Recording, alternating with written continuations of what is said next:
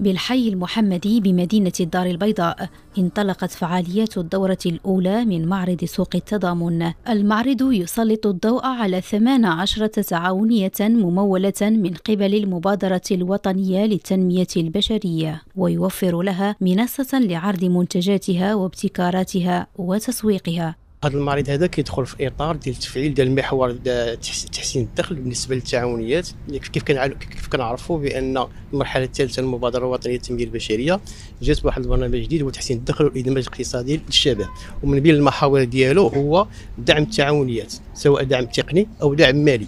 المعرض يمثل فرصة للتمكين الاقتصادي للشباب والنساء رائدات الأعمال، ويسلط الضوء على التعاونيات المتخصصة في المنتجات المجالية والحرف التقليدية والخياطة وإعادة التدوير.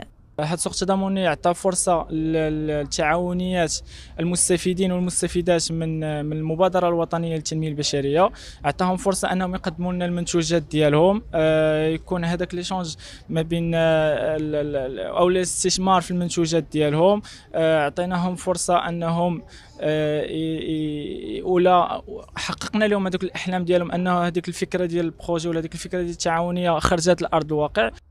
إلى جانب هذا المعرض الذي يهدف إلى دعم الاقتصاد الاجتماعي وتعزيز دور التعاونيات، يتضمن برنامج هذه الدورة تنظيم لقاءات وندوات وورشات متخصصة.